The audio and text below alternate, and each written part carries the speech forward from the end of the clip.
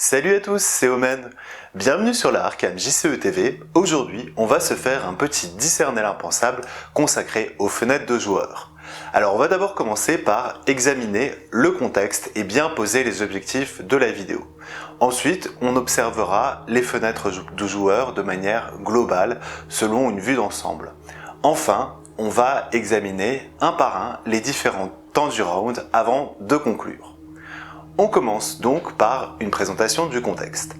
Alors, pour présenter le contexte, un petit rappel, dans le jeu, il y a des capacités qui ne coûtent pas d'action. Parmi ces capacités, il y a la capacité réaction, la capacité déclenchement gratuit et la capacité rapide. On sait que la capacité réaction se déclenche suivant des conditions définies sur les cartes qui la comportent. La capacité déclenchement gratuit, elle, quant à elle, est conditionnée au déclenchement sur certains timings qui sont les fenêtres de joueurs. Les rapides, quant à eux, adoptent tantôt le comportement de capacité réaction, tantôt le comportement de déclenchement gratuit et donc peuvent ou non s'activer sur des fenêtres de joueurs. Alors ces fenêtres de joueurs, elles sont décrites dans l'appendice 2 du guide de référence, donc on voit que y a un schéma très lourd et très compliqué à retenir qui décrit l'ensemble de ces fenêtres de joueurs. Donc l'objectif de la vidéo, ça va être de trouver un moyen de retenir simplement les fenêtres de joueurs et puis surtout, comme on est dans un discerner l'impensable, on n'est pas que dans l'énoncé des règles, on est aussi sur comment tirer parti d'un point de vue tactique de ces règles, de ces contraintes. Donc on va voir comment en fait tirer au mieux parti de ces fenêtres de joueurs. On va donc commencer par une vision d'ensemble sur les fenêtres.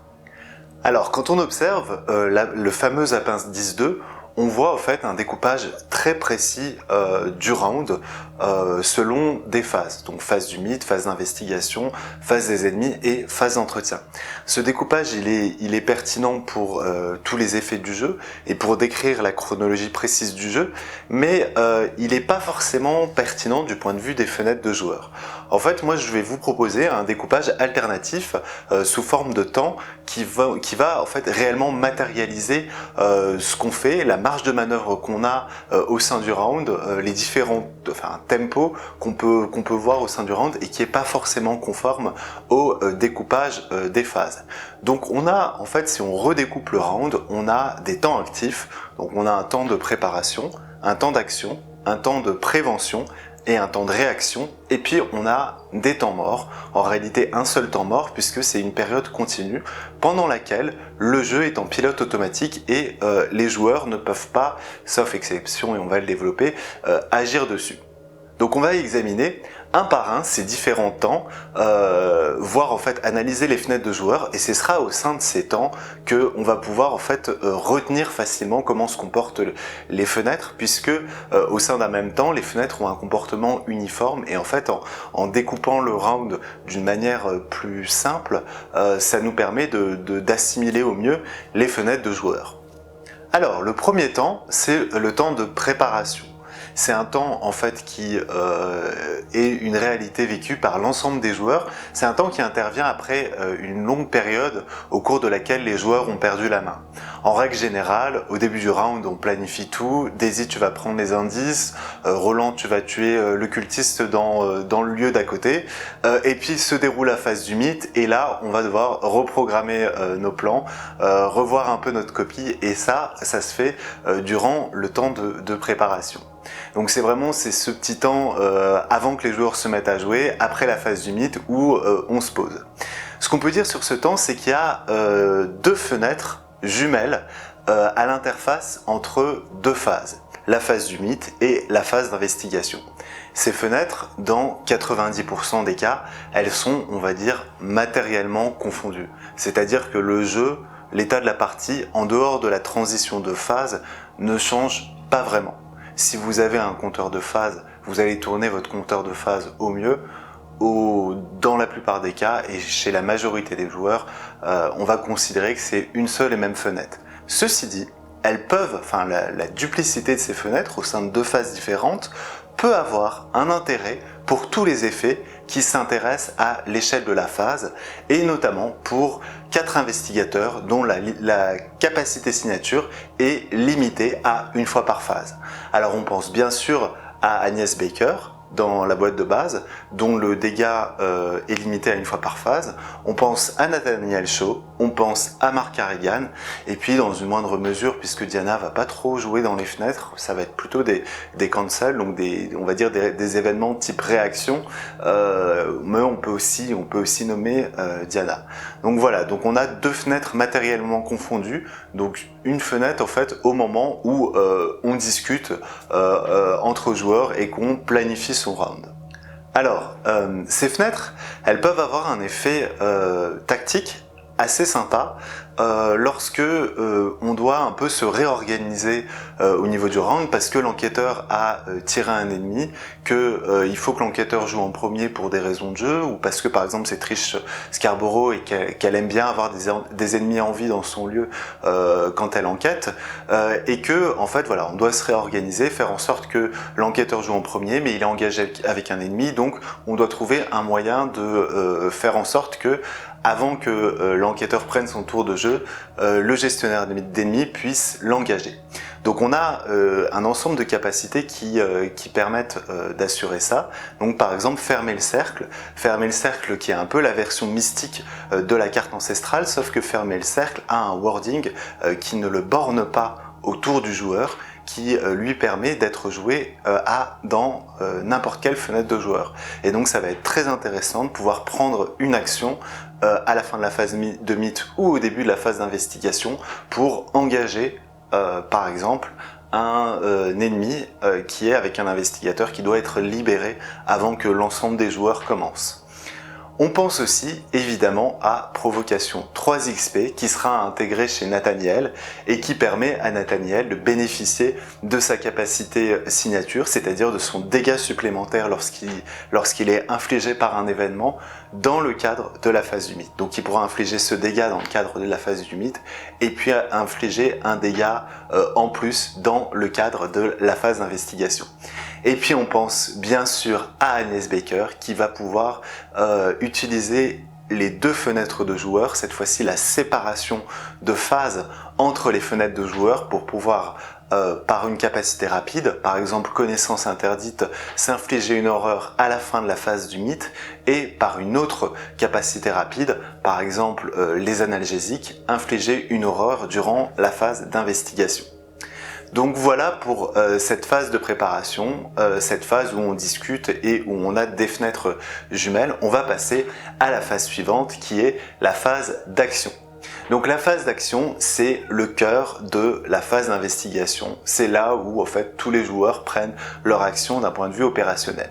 Alors la phase d'action, quand on regarde au fait dans l'appendice du guide de référence comment les fenêtres elles se positionnent, qu'on lit, qu'on essaie de comprendre parce qu'il y a des flèches qui vont dans tous les sens et 3 si dans une phrase, et ben en fait bon ça fait un petit peu ça.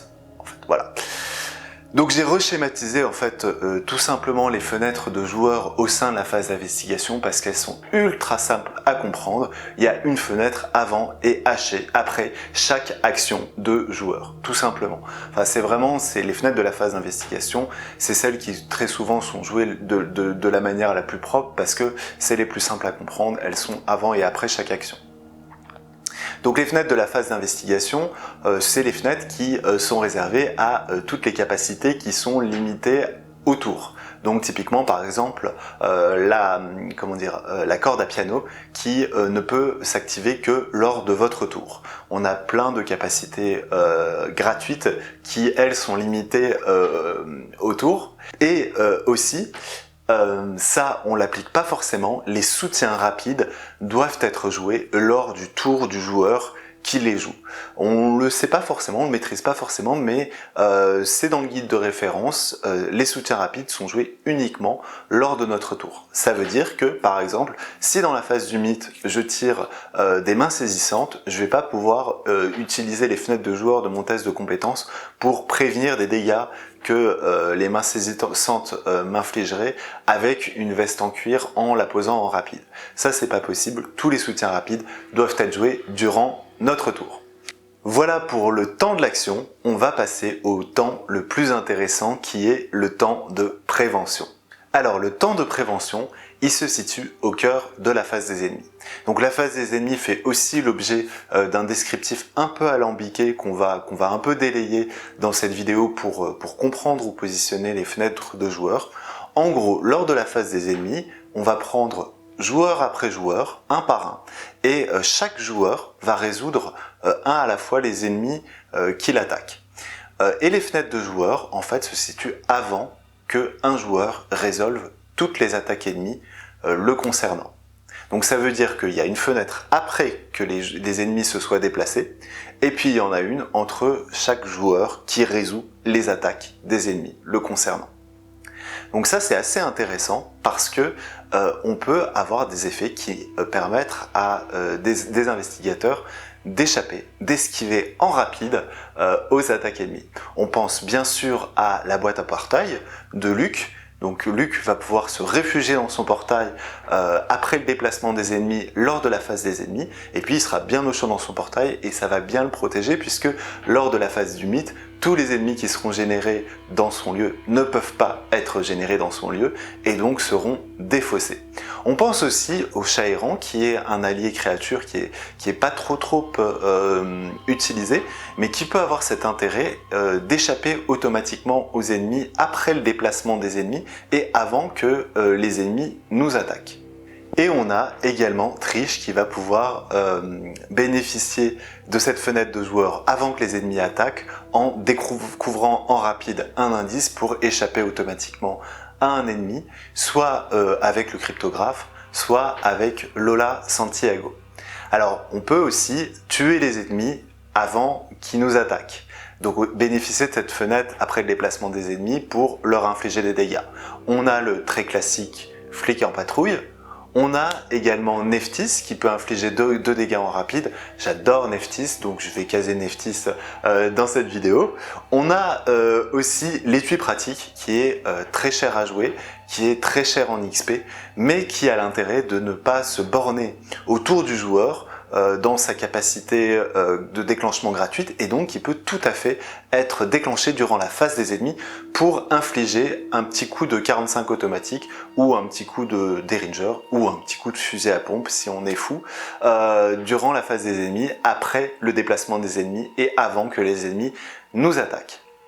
Alors cette fenêtre, elle peut aussi nous permettre de prévenir des attaques des alliés avec l'événement très classique chez Daniela, restez derrière moi.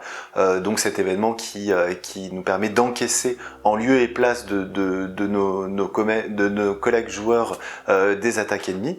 Mais en examinant précisément comment se déroule cette phase des ennemis, en fait, on a plein d'autres moyens de protéger ses copains durant la phase des ennemis en tirant bénéfice des fenêtres de joueurs. Alors, quand on regarde de plus près, en fait, la phase des ennemis, elle ne résout pas les attaques ennemies par ennemi, elle les résout par joueur. Ça veut dire que si tous les ennemis engagés avec moi m'ont attaqué, après ces attaques, il y a une fenêtre de joueurs pour les ennemis engagés avec mon copain. Qu'est-ce qui m'empêche, durant cette fenêtre de joueurs après mes attaques, d'engager un ennemi engagé avec un copain pour faire en sorte que cet ennemi n'attaque pas? Moi, j'ai résolu toutes les attaques de mes ennemis me concernant, on est passé à la fenêtre de joueurs suivant. Si j'arrive à piquer un ennemi à mon copain, cet ennemi n'attaquera pas. Et donc on a des effets qui permettent de faire ça. On a notamment Viens par ici de Nathaniel Shaw, la version 2XP qui peut être jouée durant n'importe quelle fenêtre de joueur en rapide. Et puis dans la phase de préparation, on a parlé évidemment de fermer le cercle et de provocation 3XP. Il y a d'autres exemples qui permettent de gagner des actions engagées durant les fenêtres de joueurs de la phase des ennemis, mais voilà, il faut retenir que ces cartes peuvent aussi avoir un effet préventif, un effet de protection des alliés et puis de protection des attaques ennemies, puisque comme on a engagé l'ennemi après avoir résolu toutes ses attaques à soi, et du coup l'ennemi n'attaquera pas à ce round. Voilà pour le temps de la prévention. On va maintenant passer au temps de la réaction. Alors le temps de la réaction, c'est un temps qui va succéder à la phase des ennemis et qui va précéder un grand temps d'inactivité. Donc c'est souvent ce temps qu'on va mettre à profit pour se soigner en rapide avant d'affronter la phase du mythe. Donc on va se soigner avec par exemple une pipe ou des analgésiques. On peut aussi envisager Esprit d'Humanité qui est une carte de soins en rapide, mais c'est aussi un temps où on va tirer bénéfice du fait que les ennemis soient inclinés. Et ouais, on le fait pas parce qu'on est feignant. Mais les ennemis, après avoir attaqué, il faut les incliner. Et comme ils sont inclinés, on peut activer Delilah O'Rourke en rapide durant ce temps de réaction pour infliger 2 fois plus de dégâts aux ennemis. Et puis il y a l'investigateur ou l'investigatrice truand du prochain cycle, les Clés écarlates, Kimani Jones, qui a une capacité rapide qui lui permet d'engager un ennemi incliné. Et donc Kimani pourra en rapide, si il y a un ennemi qui est engagé avec un autre copain, l'engager durant ce temps de réaction, donc ce temps à l'interface entre la phase des ennemis et la phase d'entretien. Alors le temps de réaction, c'est un temps qui comporte également 2 fenêtres jumelles qui peuvent être considérées comme une seule fenêtre tant qu'on active des effets qui ne s'intéressent pas à l'échelle de la phase. Alors il y en a un que j'ai trouvé qui est assez intéressant à jouer durant le temps de réaction.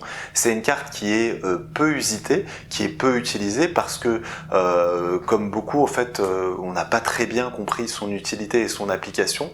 Moi-même en fait je l'ai découverte en préparant la vidéo. Cette carte c'est Cachette. Alors Cachette, c'est une carte qui rend les ennemis distants jusqu'à la fin de la prochaine phase des ennemis dans un lieu. C'est une carte qui s'attache à un lieu. Cachette, en fait, on a du mal à voir l'application parce que quand on est engagé avec un ennemi, voilà, le fait de le rendre distant, ça n'a pas d'intérêt. Si on la joue au début de la phase des ennemis, l'ennemi nous engagera durant la phase d'entretien. Donc voilà, son application, elle est un petit peu, comment dire, un petit peu bâtarde. Mais jouer au début de la phase d'entretien, ça permet dans un deck esquive de tirer bénéfice de son esquive et de prolonger l'effet de l'esquive jusqu'à la fin de la prochaine phase des ennemis, donc pour un round complet. C'est un effet en fait qui voilà, nous permet un peu de disrupter l'entretien de l'ennemi puisque l'ennemi va devenir distant et donc du coup nous réengagera pas après la phase d'entretien. C'est pas l'effet du siècle, mais dans une collection limitée, la carte peut avoir un intérêt si on joue en solo par exemple et qu'on a comme stratégie de gestion des ennemis l'évasion. Donc voilà pour l'ensemble des temps actifs, on va passer au temps mort. Alors le temps mort, c'est un temps où on va perdre totalement le contrôle du jeu puisque le jeu va se jouer en pilote automatique et qu'on n'aura pas la possibilité d'activer des capacités gratuites puisqu'on n'aura pas de fenêtre de joueur. Ce temps mort, il commence dès que on commence à faire des choses matériellement lors de la phase d'entretien. Donc dès qu'on commence à redresser ses cartes, on commence le temps mort. Dès qu'on commence à piocher une carte et à prendre une ressource, on commence le temps mort. Et ce temps mort, il finit dès qu'on a défaussé la dernière carte de rencontre de la phase du mythe. Donc il faut retenir que voilà, entre ces 2 bornes, il n'y a pas de fenêtre de joueur. Et donc si je prends un exemple, j'ai David Renfield que je redresse en phase d'entretien, c'est l'heure des sorcières. Je me dis, comme l'intrigue va avancer à la prochaine intrigue, je vais peut-être pouvoir l'incliner, lui remettre une fatalité de plus pour gagner 2 ressources. Non, c'est pas possible, il n'y a pas de fenêtre de joueur. Alors il y a une exception à ce principe, et on l'a vu dans la vidéo sur les tests de compétences, c'est si un test de compétences intervient durant le temps mort. Si un test de compétences intervient, il nous fait cadeau de 2 fenêtres de joueurs durant lesquelles on va pouvoir activer des capacités à déclenchement gratuit. Alors durant la phase du mythe, on a beaucoup de fenêtres de joueurs puisqu'on a des cartes rencontres qui nous imposent des tests. Durant la phase entretien, on en a beaucoup moins. On a quand même une faiblesse dans le cycle de Carcosa, âme perdue, qui nous demande de faire des tests durant la phase d'entretien. Et en fait, dans ces cas-là, effectivement, à l'heure des sorcières, on peut réincliner David dans la fenêtre de joueur du test pour profiter davantage de sa capacité.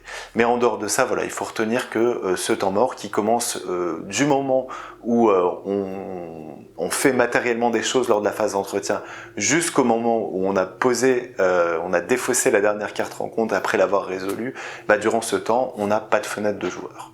Voilà pour la présentation des temps. On va conclure par un récapitulatif de tout ce qu'on a vu. Alors pour appréhender les joueurs, la première chose qu'il faut retenir, c'est ce temps mort qui commence dès lors qu'on commence à être actif lors de la phase d'entretien et qui finit dès qu'on a défaussé la dernière carte de rencontre après l'avoir résolu ou mis en jeu, attaché à un lieu, à l'acte, à l'intrigue, mis dans sa zone de menace. Mais dès lors qu'on a résolu la dernière carte de rencontre et durant le temps mort, il n'y a pas de fenêtre de joueur sauf test de compétence. Alors, entourant le temps mort, c'est-à-dire avant et après le temps mort, on a le temps de la réaction et le temps de la préparation. Et ces temps ont le même comportement puisqu'ils ont tous les deux une paire de fenêtres qui se situent à l'interface des phases, donc la phase des ennemis et la phase d'entretien, et la phase du mythe, la phase d'investigation. Et en règle générale, dans 90%, ces fenêtres joueurs seront à considérer comme étant une seule fenêtre unique. Et puis enfin, on a les fenêtres qui sont peut-être les plus compliquées à retenir, c'est celles du temps de l'action et du temps de la prévention, mais finalement elles peuvent être résumées assez simplement.